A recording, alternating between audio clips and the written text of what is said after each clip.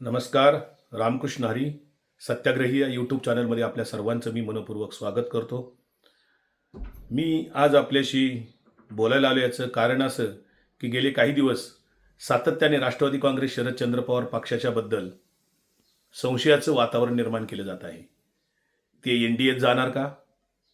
ते भाजपासोबत जाणार का? ते सत्तेत जाणार का?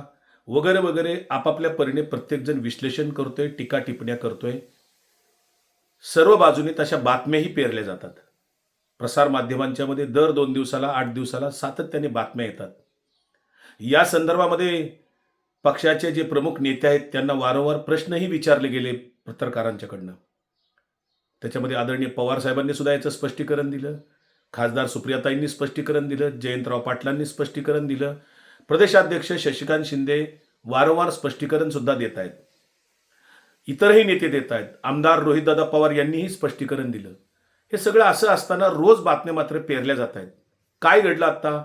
नरेंद्र मोदींना राष्ट्रवादी काँग्रेस शरदचंद्र पवार पक्षाचे 8 खासदार भेटले. त्यांनी महात्मा फुलेंची पगडी ही प्रतिकात्मक त्यांना सत्कार करताना तिथे त्यांच्या डोक्यावर चढवली, ती पगडी दिली. त्याचबरोबर काय मागणी केली खासदारांनी? तर अण्णाभाऊ साठे असतील, महात्मा ज्योतिराव फुले असतील, सावित्रीबाई फुले असतील, राष्ट्रसंत तुकडोजी महाराज असतील, या 4 महामानवांना भारतरत्न पुरस्कार द्यावा अशी मागणी केली. त्याचबरोबर खासदारांनी आपापल्या मतदारसंघातले काही महत्त्वाचे सार्वजनिक स्वरूपाचे जे प्रश्न होते त्याची निवेदनं सुद्धा दिली. मग ते आरोग्याच्या संबंधाने असेल, पुणे नाशिक रेल्वेच्या संबंधाने असेल, या संदर्भात खासदार डॉक्टर अमोल कोल्हे यांनी पत्रकार परिषद घेऊन त्याचं स्पष्टीकरण सुद्धा दिलं त्या भेटीच्या मागचं. परंतु संशयाचं धुकं काही जात नाहीये. राष्ट्रवादी काँग्रेस शरदचंद्र पवार पक्षावर रोज कोणी ना कोणी काही ना काही लिहितंय. आदरणीय शरद पवार साहेबांनी 60 वर्ष धर्मनिरपेक्ष पुरोगामी विचाराच्या बरोबर साथ केलेली आहे. लोकशाहीवादी विचाराच्या पक्षाबरोबर राहिलेले आहेत. स्वतः ते त्या पद्धतीने विचार 60 वर्ष जगलेले आहेत. संसदीय राजकारण, विधिमंडळाचं राजकारण किंवा त्यांनी जी काही धोरणं राबवली किंवा ज्या ज्या धोरणामध्ये भूमिका घेतल्या त्या कधीही संविधानाच्या विसंगत घेतलेल्या नाहीत. धर्मनिरपेक्ष आणि पुरोगामी विचाराची सातत्याने त्यांनी बांधिलकी 60 वर्ष जपलेली असताना त्यांच्यावर संशय कसा घातला जाऊ शकतो? हे माझ्यासारख्या कार्यकर्त्याला मान्य होत नाही. अनेक लोकांना पवार द्वेष आहे हे माहिती आहे. पवार द्वेषापोटी अनेक जण आपापल्या परीने लिहितात. परंतु महात्मा फुलेंची पगडी नरेंद्र मोदींना दिली म्हणे नरेंद्र मोदी काय त्या विचाराचे आहेत का वगैरे वगैरे. त्याचा उलटाही तुम्ही विश्लेषण करू शकता ना, की नरेंद्र मोदी, गोळवलकर, हेडगेवार RSS विचाराचे आहेत, हिंदुत्ववादी विचाराचे आहेत. त्यांना महात्मा फुल्यांची पगडी देऊन ही एक प्रकारची गांधीगिरी नाही का? हे त्यांना संदेश नाही का? ज्या महापुरुषांना भारतरत्न द्या अशी मागणी केली, हा सुद्धा त्यांना एक चपराक नाही आहे का? कारण ते मागणी कोणाची करतात भारतरत्न देण्यासाठी? तर वेगळी नावं पुढे आणतात. म्हणून कुठल्याही कृतीचं आपण आपल्या पद्धतीने तर्कवितर्क लढून विश्लेषण करत असतो. परंतु वास्तव काय असतं त्याची उत्तरं काळ देत असतो. मला असं वाटतं राष्ट्रवादी काँग्रेस शरदचंद्र पवार पक्ष हा इंडिया आघाडीतला घटक पक्ष आहे. खासदार सुप्रियाताई सातत्याने त्या पक्षाच्या धोरणाच्या सर्व मिटिंगला हजर असतात. संसदेमध्ये सुद्धा इंडिया आघाडीच्या बरोबरीने भूमिका सातत्याने घेतलेल्या आहेत. कुठल्याही आंदोलनामध्ये सहभाग घेतलेला आहे. सरकार विरोधी अनेक धोरणांचा तिथं सातत्याने त्यांनी भूमिका मांडलेल्या आहेत. सर्वांनी पक्षाच्या भूमिकेच्या बद्दल संशय घेण्याची काहीही गरज नाही. अशी कुठलीही कृती नाही की जेणेमुळे ते एनडीएचे समर्थक ठरतात. मतदारसंघाच्या पुनर्रचनेच्या संदर्भात अजून विधेयकच संसदेत मांडलेलं नाहीये. तोपर्यंत इकडे राष्ट्रवादी काँग्रेस शरदचंद्र पवार पक्ष एनडीएच्या सोबत असल्याच्या बातम्या मात्र रोज चाललेल्या आहेत. अनेक जण विश्लेषण करतायत. शरद पवारांच्यावर संशय घेणं सोपं आहे.